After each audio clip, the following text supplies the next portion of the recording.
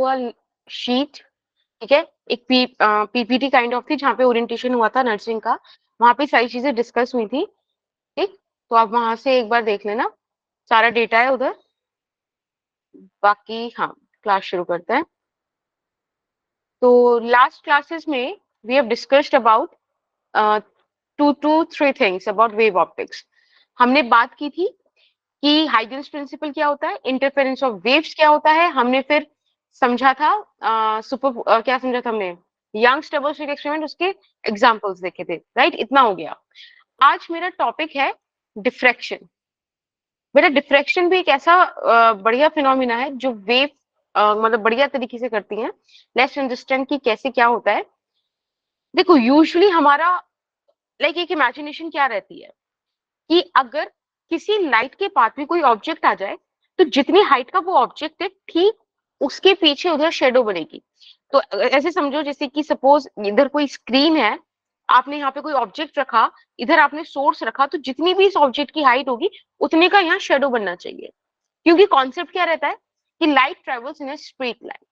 But हमने देखा कि जब भी शार्प एजेस आती हैं, जब भी ऐसे कॉर्नर्स आते हैं जिनकी डायमेंशन बहुत छोटी होती है, याद है मैंने वेव ऑप्टिक्स के बारे में बताया था, वेव ऑप्टिक्स में हम उन चीजों को डील करते हैं जब ऑब्स्टिकल्स और wavelength of the light are in the same order. ये सुनो, याद है किसी को?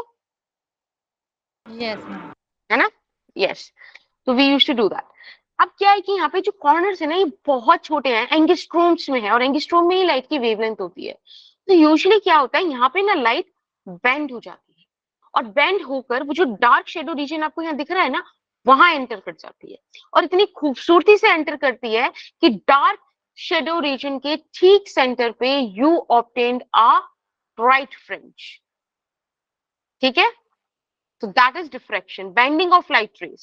Is that okay? बोलो बेटा। Yes ma'am. ठीक है, तो अब सेकंड वाला डायग्राम देखो, वहां पे आपको यही दिखा रखा है, light bends at the sharp boundary. अब हमने कुछ थोड़ी बहुत लाइक थोड़ा सा डिफ्रेक्शन टॉपिक ऐसा होता है कि समझ में इजीली नहीं आता, तो इसलिए थोड़ा सा अंडरस्टैंडिंग क्रिएट करने के लिए I will continue it with the theoretical portion and later on we will move towards the numericals. ठीक, तो लेट्स स्टार्ट। अब हुआ क्या कि जब हमने देखा कि अब ये चीजें देखी भी तो गई होंगी ना पहले, तो कुछ ऑब्जर्वेशंस थी। जैसे कि यहाँ पे आप देखो एक सोर्स है, ठीक है, इस सोर्स से लाइट रेज एमिट हो रही है, यहाँ पे एक ऑब्जेक्ट है, ठीक है, एक ओपेक ऑब्जेक्ट है। तो कॉन्सेप्ट बोलता है भाई इतना जो रीजन है it is suppose to be dark shadow region, लेकिन देखा क्या गया, सिर्फ इतना ही रीजन डार्क शेडो था। यहाँ पे लाइट रे पहुंच रही थी, और पहुंचने के साथ साथ एक डिफरेंट काइंड ऑफ पैटर्न बना रही थी। यहाँ पे थोड़ी फ्रिंजेस थी, कुछ डार्क मतलब पैचेस बन रहे थे। So this is something which is very weird कि ऐसा क्यों हो रहा है। हमने यूजुअली क्या कॉन्सेप्ट, हाँ बोलो Zoya. Zoya do want to ask something? ठीक है, सो द कॉन्सेप्ट इज कि हम लोगों ने क्या सोचा कि भाई ये कॉन्टिन्यूस रहना चाहिए ना, लाइट या तो कॉन्टिन्यूसली डार्क ही हो या ब्राइट ही हो। Why there are patches, patches क्यों है, फ्रिंजेस क्यों है? अगर to be very clear about और टेक्निकल वर्ड यूज करें तो स्पेसिफिकली कि फ्रिंजेस क्यों है? कोई नहीं, तो बेसिकली ये एक ऑब्जर्वेशन समझ में आती है कि स्क्रीन है, इल्यूमिनेटेड रीजन है, डार्क रीजन, और बीच में आपको फ्रिंजेस ऑब्जर्व हो रही है। Is that okay?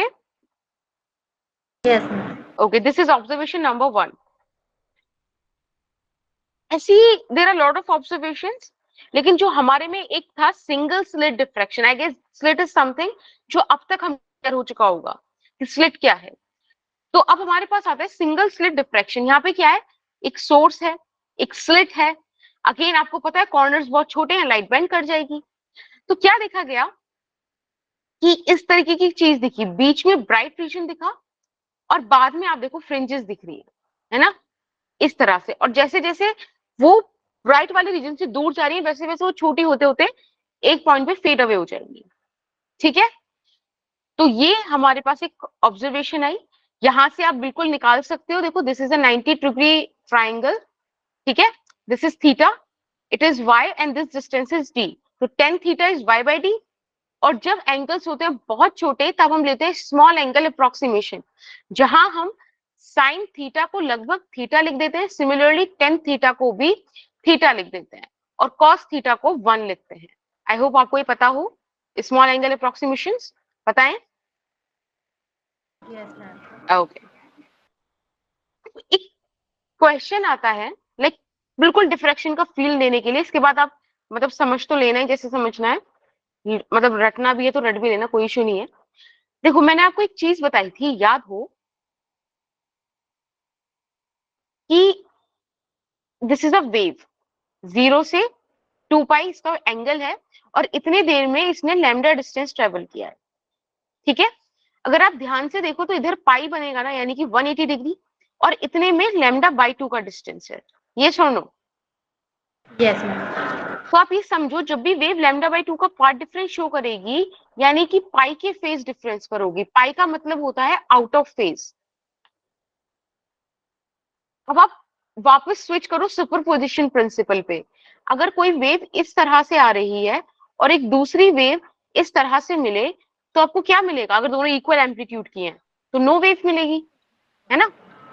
यस यानी कि जब हमारे पास पाई का फेज डिफरेंस होता है या वेव्स आउट ऑफ फेजेस होती हैं तो डार्क मिलता है। इतना कॉन्सेप्ट पकड़ में आया? Yes ma'am. ठीक है, अब मैं आपको एक चीज बताती हूँ, बाकी रटने के लिए तो रट ही लेंगे हम फॉर्मूला, कोई इशू नहीं है उसमें। डिफ्रैक्शन को ना ऐसे समझो कि it is a collection of point sources, there are lot of point sources.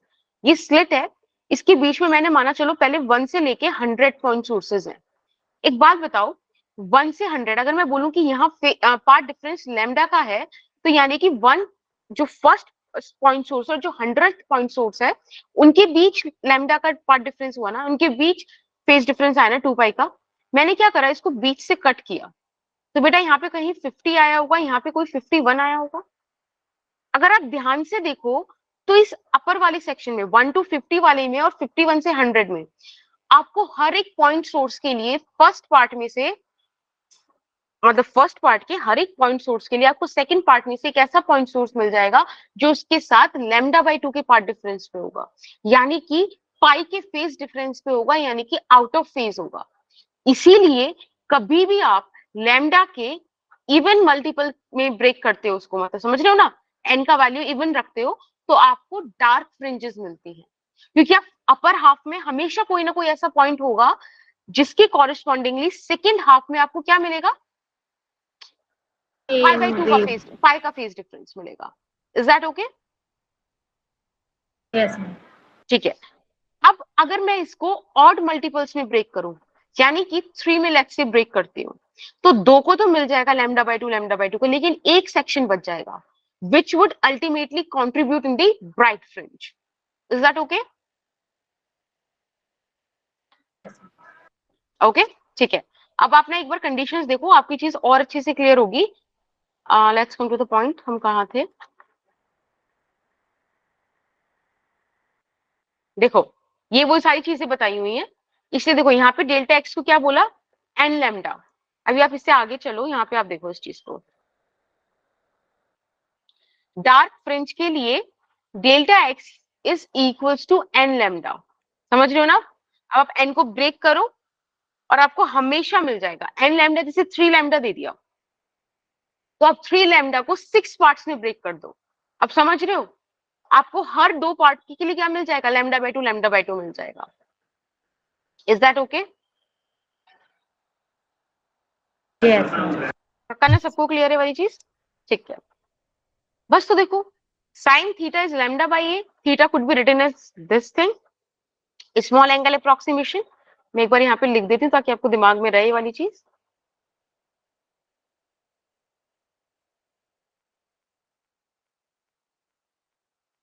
ए यहाँ पे क्या है? क्या बेटा? ए यहाँ पे किसको रिप्रेजेंट कर रहा है? अच्छा ए ना, देखो यहाँ पे ये है slit width kind of thing, ये चीज जो वहां पे स्मॉल डी था ना, यहाँ पे ए लिख दिया। आपकी मर्जी, आप इसको स्मॉल डी करके भी लिख दो या स्मॉल ए करके भी लिख दो, जैसे आपकी मर्जी। ठीक है, ओके। लेट्स कम टू, देखो ब्राइट फ्रिंज के लिए आ गया ना, देखो ऑड मल्टीपल्स आ रहे हैं, ये आपको फर्स्ट ब्राइट फ्रिंज मिलेगी, ठीक, कोई इशू नहीं है। आपको सिमिलरली यहाँ पे फॉर्मूला दिख जाएगा, ये रहे जर्नल एक्सप्रेशंस। इनको एक बार स्क्रीनशॉट, एक काम करो, कॉपी निकालो अपनी, डिफ्रेक्शन लिखो, डिफ्रेक्शन से 2 एरो बनाओ, एक बनाओ आप ब्राइट के लिए, एक बनाओ डार्क के लिए, ठीक है। जब इतना कर लो तो मुझे बताना।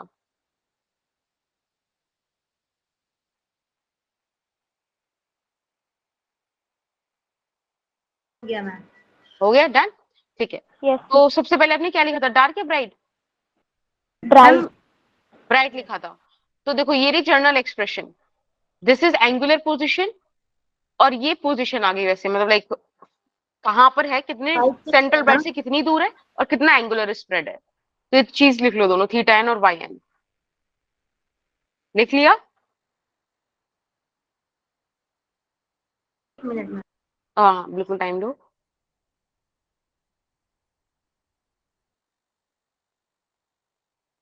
मैम हो गया। ठीक है, अब सिमिलरली आप डार्क फ्रिंज के लिए ये वाली चीज लिख लो, ये रही जर्नल एक्सप्रेशन।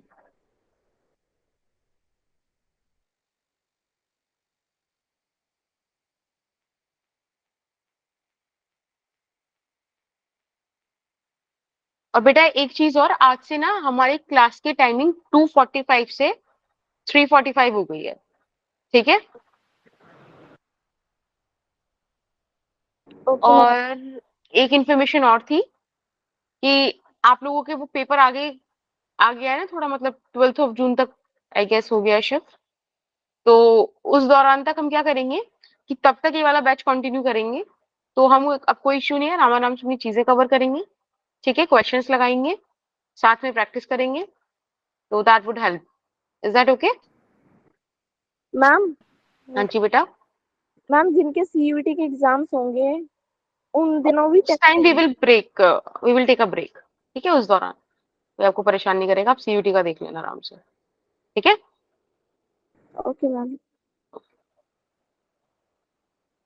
बाकी आप लोग तो लाइक फ्री ही हो ना, मतलब लाइक बैचेस वगैरह जो हैं वो आपके लेट से शुरू होते हैं, सुबह के टाइम आपको स्कूल कॉलेज तो कुछ है नहीं इस टाइम, राइट? No ma'am.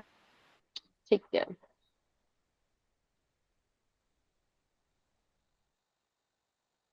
बेटा जब हो जाए तो मुझे बता देना। हो गया, ठीक है।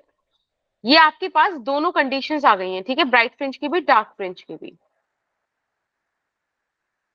हम्म, आप ये वाली चीज समझ लेना बस एक बार, वाला डायग्राम बड़ा इंपॉर्टेंट है, दिस इज सेंट्रल ब्राइट। इस बार ना जैसे इंटरफेरेंस में क्या होता था कि सब बिल्कुल यूनिफॉर्म पैटर्न बन रहा है, इस बार ऐसी सिचुएशन नहीं है। इस बार होगा क्या पता है, आप ना डिफ्लेक्शन अपने घर में भी देख सकते हो। मतलब आई टेल यू एक्टिविटी, आपको शायद ज्यादा इमेजिनेशन हो जाए उससे। अब क्या करना ना, पानी लेना, पानी किसी बकेट में लेना, ठीक है, वहां पर अपना उस पानी में एक बाल, ठीक है, बाल तोड़ के रख देना, और ऐसे रखना कि जो आपके बाथरूम में कोई लाइट वगैरह हो तो वो उस पर पड़ रही हो, मतलब ऑब्वियसली पड़ती है, तो आप देखना आपको उस पानी में कुछ पैटर्न ऐसे दिखाई देगा, मतलब लिटरली मैं इसे लैपटॉप उठा के लेके नहीं जा सकती वरना मैं दिखा देती, ऐसा आपको पैटर्न दिखाई देगा, इस तरीके का, देख रहे हो, लगातार इनकी डिक्रीज होता जा रहा है, this is the central one. फिर बाजू वाले कम विड्थ के हैं, फिर और कम विड्थ के, this is something which you can observe, ठीक है, कर सकते हो चाहो तो। अभी क्लास के बाद टाइम मिले तो एक बार ट्राई को मारना। बस एक बार देख लो कि जो सेंट्रल ब्राइट है ना, ये सबसे ज्यादा विड्थ वाला है, इसका ये है एंगुलर स्प्रेड। अरे क्या हो गया, ठीक है, आपको ये दिख रहा है ना, theta theta, yes ma'am. Okay,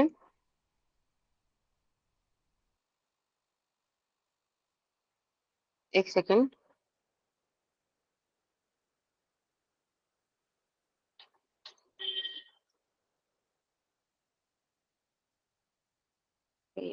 एक मिनट,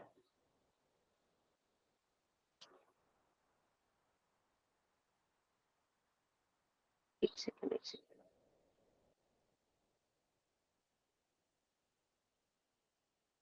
मेरी, हाँ ठीक है।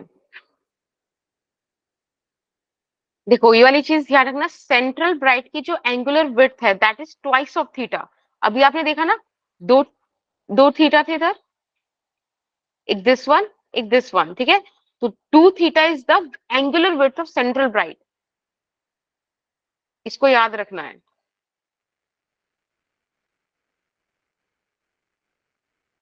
Cool.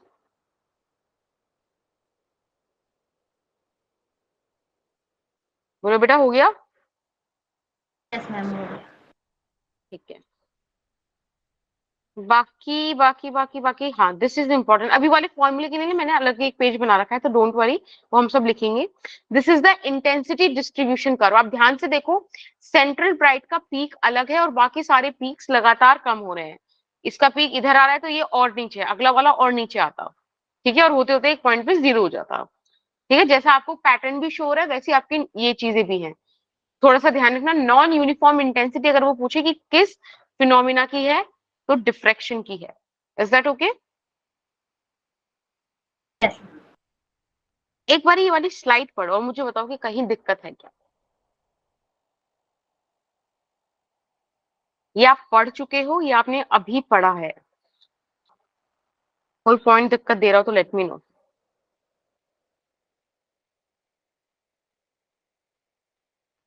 Young's double slit experiment में क्या पढ़ा था? दो सोर्सेस थे जिसकी एनर्जी रिडिस्ट्रीब्यूट हुई थी। अभी हमने क्या पढ़ा? एक सिंगल सोर्स है, लेकिन मैंने आपको क्या बताया, let's say 1 to 100, it is collection of number of sources. ठीक है, हर एक पॉइंट एक डिफरेंट तरीके से बिहेव कर रहा है। ठीक है, दूसरी बात जो ध्यान देने वाली थी कि यंग्स डबल स्लिट एक्सपेरिमेंट में कोई सेंट्रल पॉइंट का चीज नहीं था, वहां पे यूनिफॉर्म फ्रिंज विड्थ थी। लेकिन यहाँ पे आपको पता है सेंट्रल ब्राइट मैक्सिमम इंटेंसिटी लेकर घूम रही है, मैक्सिमम फ्रिंज विड्थ लेकर घूम रही है। Is that okay? Yes ma'am. Similarly Young's double slit experiment में इंटेंसिटी बिल्कुल सेम थी और इधर इंटेंसिटी डिक्रीज हो रही है। चलो ये तो बेसिक सी बातें थी, बाकी ये भी आपने लिख ही लिया है। अब देखो ये कुछ फॉर्मूलाज हैं जो आपको लिखने हैं, तो मैंने आपके लिए लिख दिया ताकि एक जगह आपके पास एक टॉपिक के फॉर्मूलाज आ जाए, फिर क्वेश्चन आप मस्त लगा लो। अब इसमें रिजॉल्विंग पावर रहता है, वो हम कल डिस्कस करेंगे। फिलहाल आप ना इस चीज को लिखो, ठीक है। पार्ट डिफरेंस भी लिख लेना, पार्ट डिफरेंस पिछली बार नहीं लिखा था, और अभी लिखो ये वाली सारी चीजें। कहीं दिक्कत हो तो मुझे पूछना।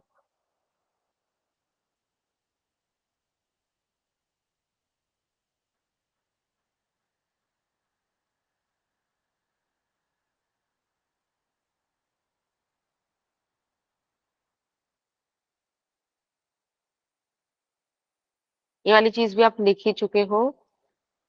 These 2 points are also important.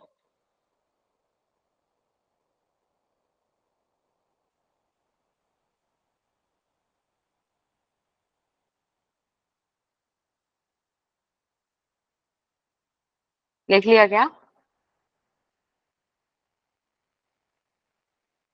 Yes ma'am. Okay. देखो आपके पास ना डिफ्रेक्शन दो टाइप का लाइक डिस्कस्ड है, ऐसे कोई बहुत बड़ी मतलब ज्यादा बड़ी वाली बात नहीं है, बट एक बार थोड़ा सा समझ लो, अपने को फंसाए तो कॉन्सेप्ट में हम समझ पाए। देखो दो हैं अपने पास, एक है फ्रेशनल और एक है फ्रॉनहोफर। आपको पता है क्या है इनमें distance, sorry difference? Anyone? Ma'am. हाँ, नो मैम, इसका नहीं पता। ओके। देखो एक सिंपल सी बात है, जब भी वो आपको फ्रेशनल बोलेगा ना, तो उसमें क्या है कि जो सोर्स है और जो स्क्रीन है इनके बीच है फाइनाइट डिस्टेंस। ठीक है, फाइनाइट डिस्टेंस होने की वजह से बेटा आपको जरूरत नहीं पड़ती किसी कॉन्वेक्स लेंस की। ठीक है, नो नीड। जबकि फ्रॉनहोफर डिफ्रेक्शन में सोर्स और स्क्रीन ये इनफाइनाइट या फिर बोलो बहुत दूर है। ठीक है, तो यूजुअली बुक्स में इनफाइनाइट भी लिख देते हैं, बट आप ऐसे समझो कि मतलब काफी दूर है और फार अवे। अब जब ये फार अवे है तो जो सोर्स से लाइट आ रही है उसको कन्वर्ट कराने के लिए कॉन्वेक्स लेंस लगेगा ना। Yes ma'am. तो इनमें ये बेसिक सा डिफरेंस है। बाकी थोड़ा बहुत वेव फ्रंट वगैरह की चीजें हैं उनको आप अभी फिलहाल इग्नोर कर सकते हो। ठीक है, फ्रॉनहोफर डिफ्रैक्शन हम पढ़ते हैं। तो मैं आपको ना एक चीज बताना चाह रही थी और हमारे पास जगह नहीं है आई गेस। देखो, अपने पास जो सिस्टम है ना कुछ ऐसा है, दिस इज द सोर्स। ठीक है, यहां से लाइट रेज निकल रही हैं। फिर उसके बाद क्या है कि यहाँ पे एक लेंस है। ठीक है, ये स्लिट हो गई, फिर एक बड़ा वाला लेंस है और फिर स्क्रीन हो गई। ठीक है, कुछ ऐसा अपने पास सिस्टम बनता है। तो वो ज्यादा इंपॉर्टेंट है नहीं वैसे, फिलहाल आप लोगों को बेसिक बेसिक फॉर्मूलाज पता है। एक बार क्वेश्चन करते हैं, अगर कोई दिक्कत है तो लेट मी नो। क्वेश्चन है, कोई वेवलेंथ, कोई लाइट है उसकी वेवलेंथ दी हुई है अपने को 600 nanometre, which falls normally on a slit of width 1.2 micrometer, reducing Fraunhofer's diffraction pattern on a screen. Calculate the angular position of the first minimum and the angular width of the central maximum. समझ में आया क्या question? Yes ma'am. ठीक है, एक बार try. 15 16 हो रहे हैं,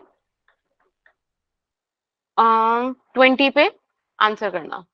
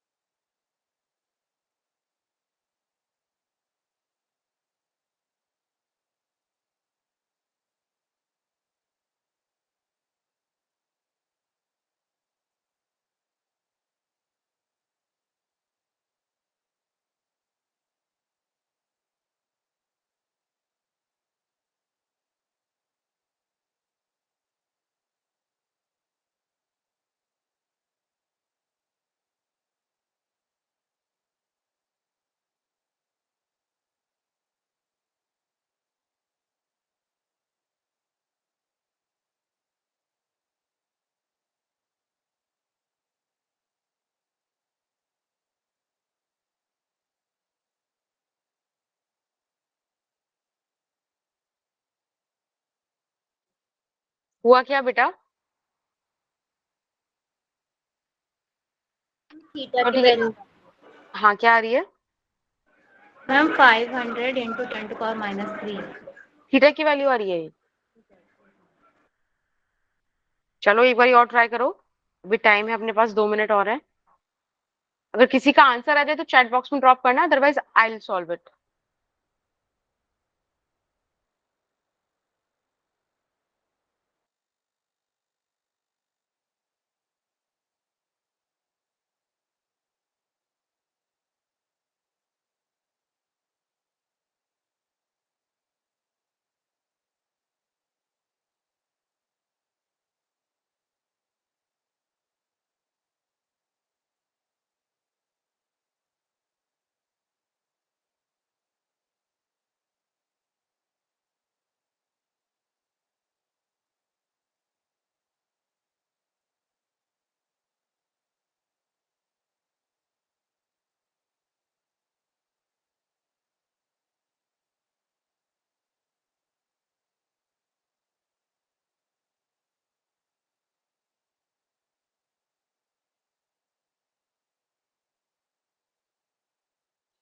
ओके खुशबू,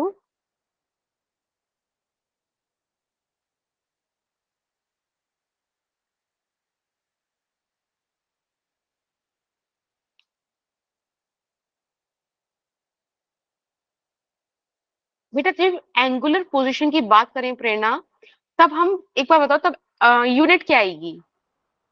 आंसर न्यूमेरिकली सही है, यूनिट बताओ।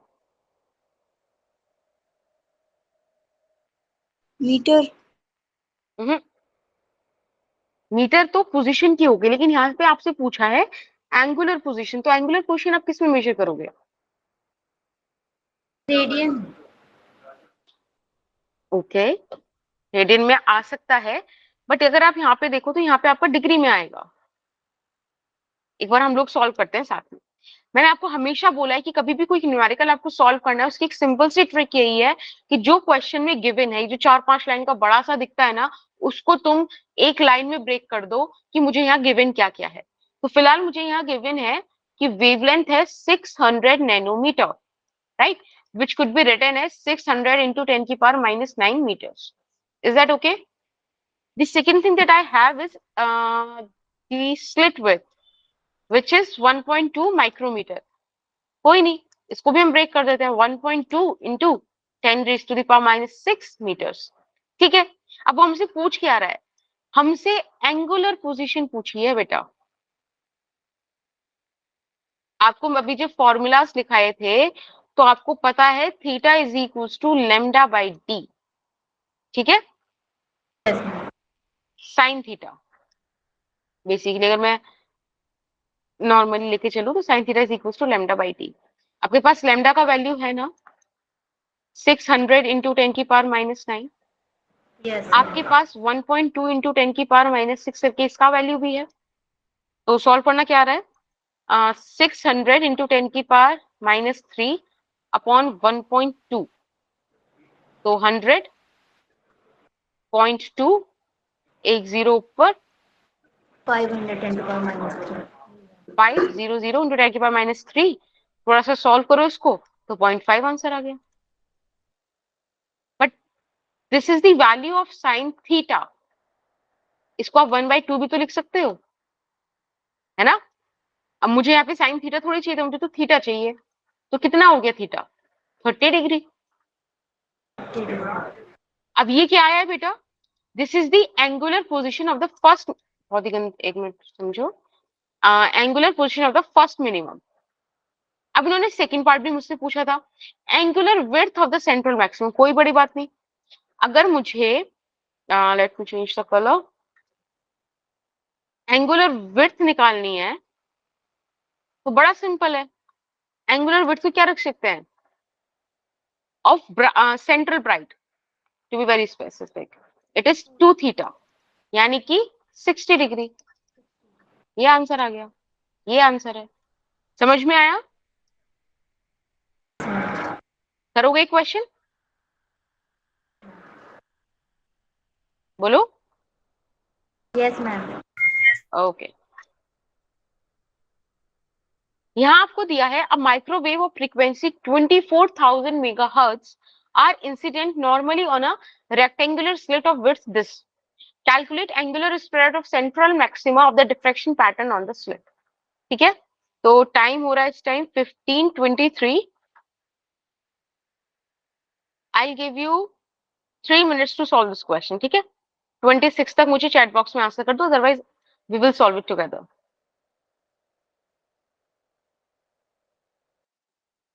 वेरी गुड सुष्मिता, सही बोल रहे हो।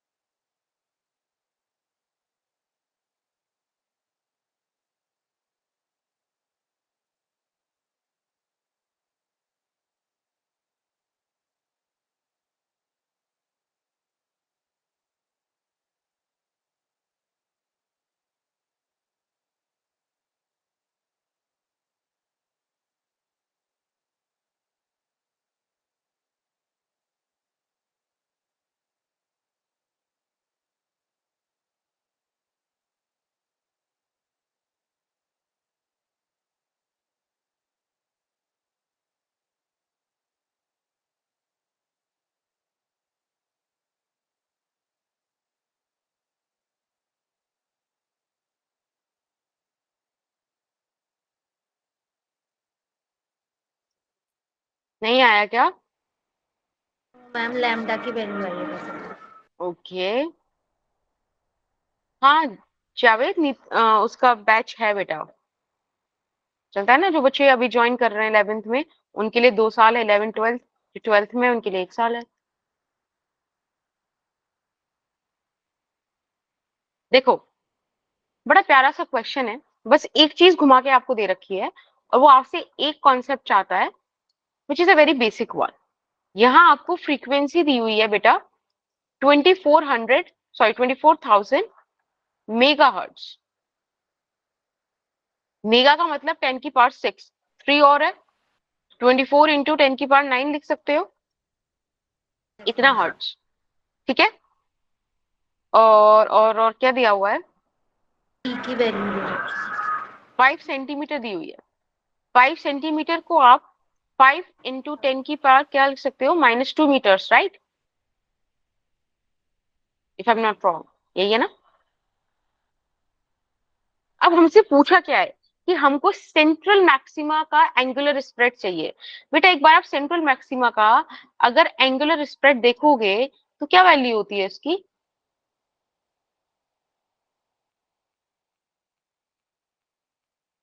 बताओ, 2 थीटा होता है ना, 2 लैम्डा/d। बस आपको लैम्डा नहीं दिया हुआ, तो आपने क्या कभी एक फॉर्मूला सुना है, कभी नाइक का कभी नाम वाम सुना हो, कि C is equals to nu into lambda? Yes अच्छा, लाइक छोटा सा डिस्कशन ऐसे है भाई, बता सकते हो ये कैसे आया? C is equals to nu lambda, क्या कैसे आया ये चीज? एनीवन, बोलो बोलो सुमन। एनर्जी का फॉर्मूला भी होता है ना, तो उससे आया है मुझे लगता ओके, बड़ा बेसिक सा कॉन्सेप्ट है ये, पता है C क्या है? C इज स्पीड ना, है। Speed of nu is frequency ना, into 10 की frequency could be written as, हाँ, frequency could be written as 1/t ना, lambda is wavelength, wavelength is a distance. एक बात बताओ, ये कौन सा डिस्टेंस है? Distance travelled by wave in time period t। जितने टाइम पीरियड में वो चलता है वही तो डिस्टेंस है ये। टी टाइम लगता है ना, 0 से स्टार्ट होके टी पे जाता है, तब पूरा एक कंप्लीट होता है। तो एक बात बताओ, तो ये तो यही लिखा हुआ है ना, लैम्डा/t, distance travelled by wave in the given time period, यही तो स्पीड होती है, डिस्टेंस अपॉन टाइम, होती है कि नहीं? यस देखा, ऐसे आया हुआ है। बस थोड़ा सा ना सब्जेक्ट को लॉजिकली डील करो, क्योंकि इससे ज्यादा लॉजिकल सब्जेक्ट कोई नहीं है, आप ना अटकोगे नहीं कहीं भी क्वेश्चन में। मुझे आज तक वाला फॉर्मूला ऐसे याद ही नहीं रहता, C is equals to nu lambda, हमेशा इस कॉन्सेप्ट से याद रहता है। अब लैम्डा का वैल्यू क्या रख सकते हैं, यहां से निकाल लेते हैं, हम लैम्डा को रख सकते हैं C/न्यू। देखो, जो गिवन डेटा था सारा यूज में आ जाएगा ना, बस अब आप वैल्यूज पुट कर दो।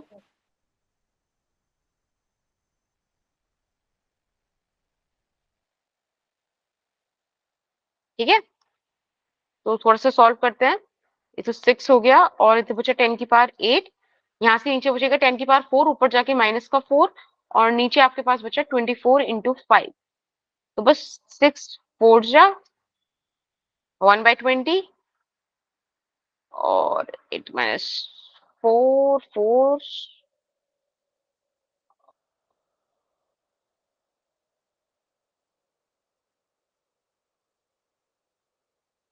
ये आंसर आ रहा है ना, 0.5 इंटू 10⁻³ समथिंग, बोलो। Yes ma'am. एक बार बस चेक कर लो कि कहीं कोई गड़बड़ तो नहीं हुई, हमने लाइक वैल्यू सब सही रखी है ना, एक बार ये वाली चीज देख लो।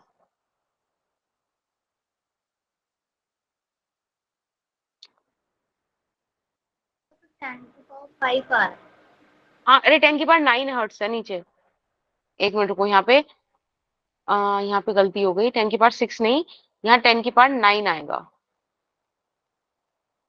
24,000 हर्ट्स है ना, मेगा हर्ट्स। तो क्या बचा हमारे पास, थोड़ा सा बस यहाँ पे गड़बड़ हो गई, एक बार इसको सॉल्व कर लो। मतलब वैसे 1.2 तो आना ही है, अब आगे देखते हैं और 10 की पार में क्या आ रहा है। 2 3 6, 24 इंटू 5, ठीक है, इंटू 10 की पावर 8, 9 माइनस 2 कितना हो गया, प्लस का 7, है ना, ऊपर जाएगा तो माइनस का 7। आप इसको सॉल्व करोगे 1/20 आएगा, तो नीचे जो 10 है उसको मैं ऊपर भेज दूं, है ना, तो हाँ ये देखो 1.2 रेडियन इस तरह से आएगा। Is that okay? Yes ma'am. बताओ, एक क्वेश्चन और करेंगे आप। इस क्वेश्चन में आपको दिया है कि there is a slit of width d which is illuminated by a red light of wavelength 6500 angstrom. तो d का ऐसा क्या वैल्यू होगा कि फर्स्ट मिनिमम फॉल करे at angle of diffraction 30 degree और फर्स्ट मैक्सिमम फॉल करे सेकंड पार्ट में 30 डिग्री। तो दो डिफरेंट केसेस हैं, ठीक है, आपको वैल्यू निकालनी है दोनों ही केसेस में डी की। क्वेश्चन में कोई दिक्कत है किसी को? नहीं, ठीक है। तो अभी टाइम हो रहा है अपने पास, कितना हो रहा है, 15:32। दो पार्ट हैं, थोड़ा सा टाइम ले लूं ज्यादा।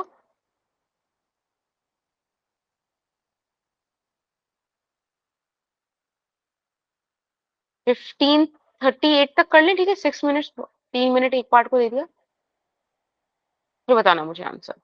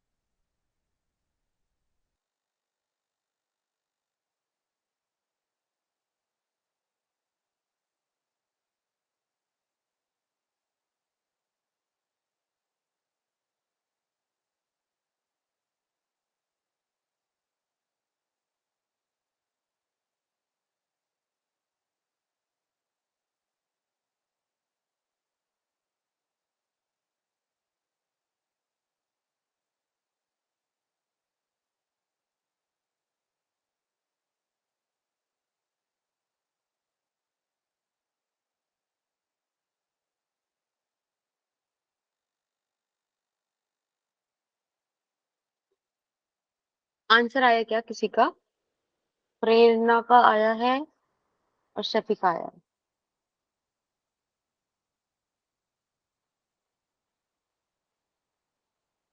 प्रेरणा और सुमन का आया है। मैम डी की वैल्यू ना 1 इंटू 10⁻⁻6 है, वो उसमें -10 लिखा है। गुड गुड गुड, सही है। माइक्रोमीटर बहुत सही आ रहा है। Very good Sushmita. सुमन, प्रेरणा, प्रेरणा एक बारी, हाँ प्रेरणा का भी सही आ रहा है।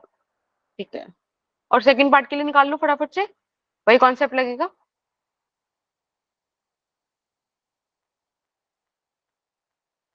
देखो, एक बारी हम लोग सॉल्व करते हैं। मैंने आपको दो कंडीशन लिखवाई थी ना डिफ्रेक्शन के लिए कि डार्क और ब्राइट का निकाल लो। तो अगर आप डार्क वाला देखोगे तो आपको लिखा होगा कि d sin theta is equals to n lambda. यहाँ पे फर्स्ट डार्क फ्रिंज की बात हो रही है, तो आप n का वैल्यू 1 रख दो। ठीक है, d आपको निकालना है, लैम्डा आपको पता होगा, साइन थीटा रख दो। अब क्या पूछ रहा है वो आपसे? लैम्डा दे रखा है आपको 6500 into 10 raised to the power minus 10 upon theta is 30 degree. So sin 30 is 1/2, right? 2 multiply.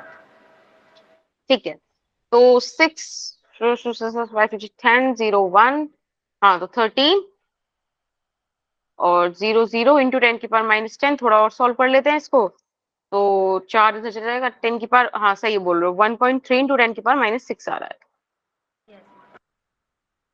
इतने मीटर्स आ रहा है, तो obviously you can write it as 1.3 micrometer.